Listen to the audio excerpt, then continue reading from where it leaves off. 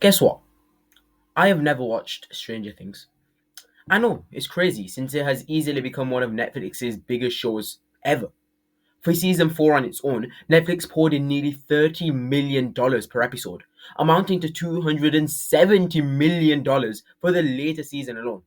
And no, that is still nowhere near Rings of Power. And I have had so many people since it did first debut in 2016, and the few friends that I do have, badgering me to watch this show for years now. And yet, I never did. I can't really explain why, but I just didn't watch it. Actually, I tell a lie. If you want to know the main reason I never watched it, it's probably because I hate anything to do with horror. Horror games, horror movies, horror books, they all freak me the fuck out. So maybe that is why I kept away for so long, but no longer, because only a couple of weeks ago, I finally watched Stranger Things. 8 whole years later. The actual reason I did decide to watch it though, well, it's a bit stupid. The thing is, I love Dungeons and Dragons since I got into it a while ago, and I've been obsessed. The best part of the week for me are Tuesday nights where I have my D&D game with a bunch of other guys, and I'm always thinking about my character, his backstory, his beliefs, his powers, etc. And so naturally, when I heard that Dungeons and Dragons plays a huge role in the show, in fact, Stranger Things is almost entirely inspired from it, I knew I had to watch it. Which is stupid because D&D has been a part of Stranger Things since the start, and I just never knew. But now I do, and in less than a fortnight, I watched the entire show. And it's safe to say I have some thoughts. In fact, I'm quite literally off an all-nighter watching the last few episodes of the show. So yeah, I really do want to discuss it. And a bit of a heads up, this review isn't really structured very well. I only wrote a script for the intro, which actually in fact ends with this sentence. So now I'm literally just talking straight into the microphone. So if there are any stutters or anything like that, do forgive me. Because I'm honestly just saying what I think straight. So there will probably be a few mistakes or stutters along the way. But let's get into it and start by giving my overall opinion on each season before deep diving into more specific parts of the show, such as the characters, the music, the emotion, etc. etc. So let's get into it and let the spewing of pent up Stranger Things opinions begin. So we'll start then with season 1, and I have to say that season 1 of Stranger Things might actually be some of the best television I've ever watched in my life. I know it might be a bit crazy. Surely there must be better television out there, but it was unbelievable. It opened my eyes to the amount of television, such quality television that I've been missing out on. It was brilliant. It was genuinely something that I've never experienced before. A sort of TV series where it was almost like a horror, but it was also thriller at the same time. And I just absolutely felt engrossed in it. I think I finished it in less than 2 days. I watched the entirety of season 1 just in my bedroom, just like, this is amazing. Brilliant, truly brilliant television. And I love everything about this first season. Firstly, the characters of Will, Mike, Dustin, and Lucas. Great characters, they're great protagonists. And also something that I did do after I did finish watching the show a couple last night actually, was I just went back, watched some old clips, and the amount that they do grow up over the series is quite crazy. And one actually particularly sad thing is that I was pretty much their age when the first show first premiered. So if I had watched it then, I would have basically just been like growing up with them, as quite a few people did. But unfortunately, as you know, I never actually did watch it. But yeah, season 1 was brilliant. I was engrossed in this season of television. And but after that, it just didn't seem to get higher than that. It felt like season 1 was such a high bar. It was so brilliant that nothing else could really beat it. And this is a thing that happens with Hollywood a lot nowadays, whether it's a movie series, whether it's TV, it really can be anything. I mean, Hollywood is a shambles these days because the only thing they care about and we all know about is, of course, money. They all want the money. If a TV show one season does well, if a movie does well, then they're like, well, that's it. We've got to jump on this hype train now. We've got to be making more movies, and more movies because we don't really care about the quality because we know it's going to be getting money. And that's really all that people do nowadays in Hollywood. It's all about the money, the money, the money. And I feel like for Stranger Things, it definitely did decline a bit because especially towards the latter part, it did feel like they were milking it maybe a bit. And I've also heard that season 1 wasn't really meant to set up this whole thing for Stranger Things, this whole, 5, 6 seasons, however long it's going to end up being. It wasn't really going to be that. But yeah, the season 1 was brilliant. And season 2, in my opinion, was the weakest of all seasons. And I've been on the Stranger Things subreddit for less than 24 hours. But I can already tell that the one episode, the Lost Sister episode, is really, really not a fan favorite, and this was probably what brought down season two so much for me. You probably know of it. It's, I think, at least pretty infamous in the Stranger Things fandom, where we had a full episode, and this really annoyed me when I watched it. I was like, why do we need this? Where we had a full episode, nearly an hour long, because each episode is about an hour long, of just Elle and her sister, who never turns up again, or unless she turns up in season five. Her sister Carly, I think her name was, and it was just her finding her, and it was a really, really boring episode. I think it was the only time I've ever been bored watching Stranger Things, and it was the only episode that actually took me a while to get through. I had to take a break in between, but other than that, season two was pretty strong. The ending was pretty good.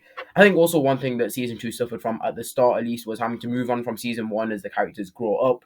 And of course, season three and season four handle that a lot better because they've already had it in season two and it felt normal. But yeah, season two, it's probably my least favorite of the four that we have so far. My favorite is definitely season one. That is a masterpiece in television. And then it's got to be season four. I have to admit, I was really, really impressed with season four, with the whole Vecna plotline, the one Henry slash Vecna, whatever you want to call him. I absolutely love that plotline. Vecna as a character is excellent, and he really was a good villain. And also setting him up, he was set up right from the start, was Vecna, as the big bad that's controlling everything. There are little hints at it here, there, everywhere. And it is just so well done the way the Vecna's character does come into season four, which is why that is my second favorite. Season three, I was also a big fan of. We were introduced to characters like Robin, who, spoilers, is definitely my favorite character in the show. I really, really am a big fan of season three. Season four. Season two, it just did fall a bit short of the mark, in my opinion. But overall, it was still pretty good. And one thing that I have to say, I don't think we can ever deny, is that the last episode of each season is just excellent. Yep, season two, season three, season four, season one. The last episode, where it all comes to a climax, is just brilliant. Although they can never ever just have an happy ending, can they? It always has to be some cliffhanger, usually starting with like will of something, where something has to go wrong, and then we're all set up for season two. But overall, I think it stayed quite consistent over the season. But yeah, again, season one set such a high bar that the others weren't really able to contend with it, especially season two, which did fall a bit short of the mark. It did definitely pale in comparison quite a bit. But season three, season four were excellent nonetheless. Now let's talk about then probably my favorite part of the show, and that is the characters. That's right, the characters. Because it feels like Stranger Things just does such a good job of making you hate the characters that you're supposed to hate and loving the characters that you're supposed to love. Case in point, Dustin, Lucas, Eleven, Robin, Steve, Nancy, Jonathan most of the time, Hopper, Joyce, all of these characters, I love them so much, particularly Robin and Dustin, who, yeah, are my two favorite characters of the show. And yeah, so sure, Mike, he's our main character, is a bit of an idiot sometimes, but he has the best intentions of everyone at heart. And for that reason, I do like him.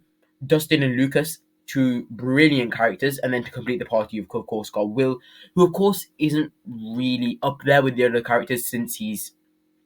I really do hope that he does find some happiness by the end of the show. I don't really know if they're going to do that. Maybe in Stranger Things, writers will just decide to keep him as this completely tragic character who can just never find a happy ending no matter what.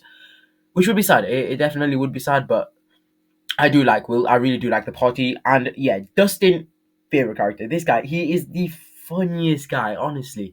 He is such a brilliant piece of work. And the whole toothless thing is just so funny for me. Seeing like his teeth just never really do fully come into their own, and his lips are huge. He's just such a funny character. I love Dustin. Honestly, I probably couldn't stop going on about him. Then we got Robin, who does turn up in season three. Actually, she does turn up pretty late, but again, I absolutely love Robin as a character. She's brilliant, and also I really did wish for her to be with Steve. I guess it didn't really happen in the end since she was lesbian, which I does think fits her character. But yeah, it would have been nice to see her with...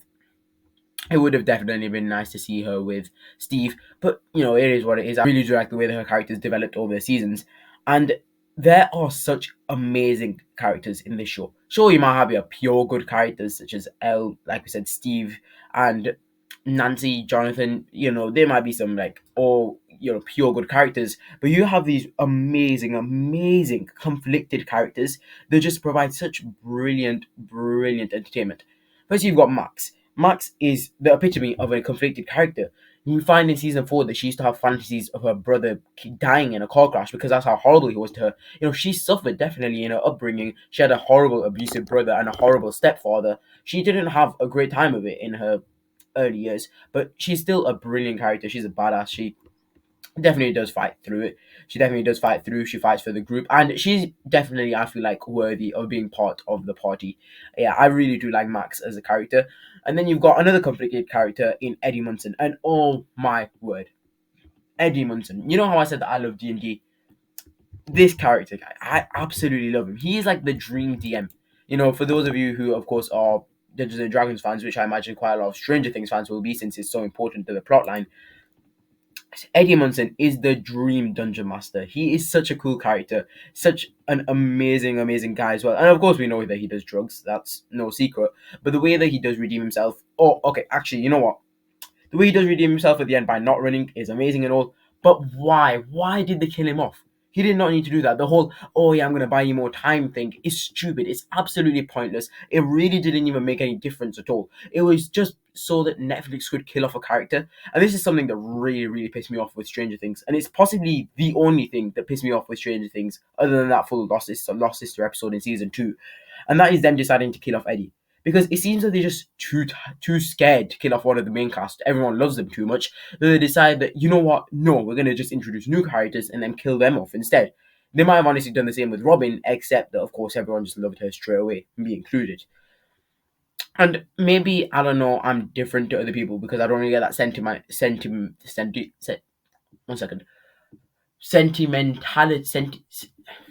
15 minutes later. Sentimentality, that's how you say it. Sentimentality of it, because I haven't been around since the start, so I'm not really as attached to Mike, Dustin, Lucas, Will, and all the main early characters. But I still feel like they've got to kill off one of the main cast. You can't just be introducing new characters and decide that, we'll kill these lot off instead.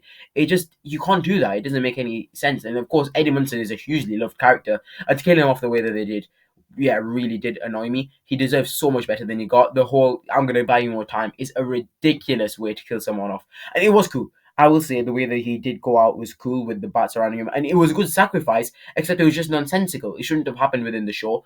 And tell you what, though, partially makes up for it that whole metal rock concert he did to attract the bats. That was so cool. Genuinely, I wish I knew how to play guitar for moments like that. That was brilliant. The whole Dungeons and Dragons part of the show is amplified. It's just so much better, like 100 times better when Eddie's in it. He's just like the epitome of a brilliant, brilliant nerd. I mean, yeah, he does do drugs, which isn't a great look for people who play Dungeons and Dragons. We do see a lot of the prejudice towards people who play Dungeons and Dragons. I don't sell drugs, people. Okay, just making that abundantly clear. I like Dungeons and Dragons.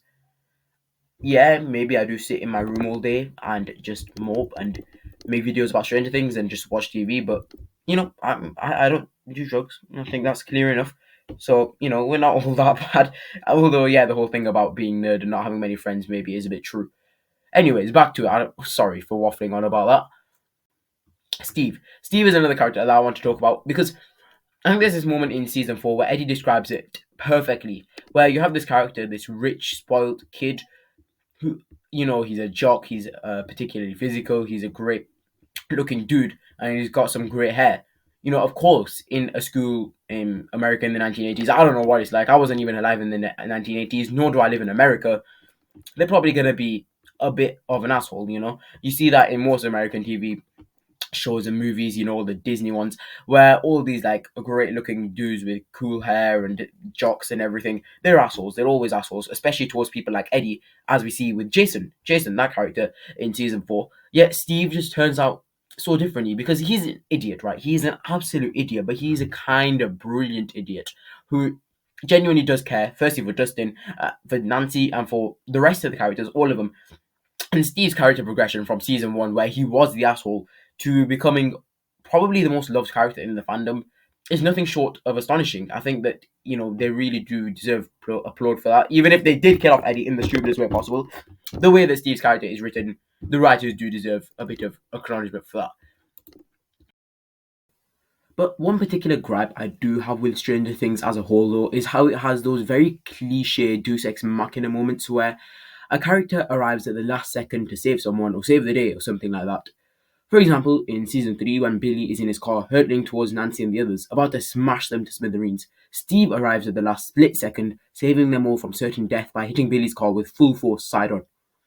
There's a lot of that, particularly with characters looking certain to die, but are miraculously saved at the last moment. I'll give it a pass though, because though these few moments can take you out of it, shatter the realism a bit maybe, everything else is so good, I'm not too affected by it.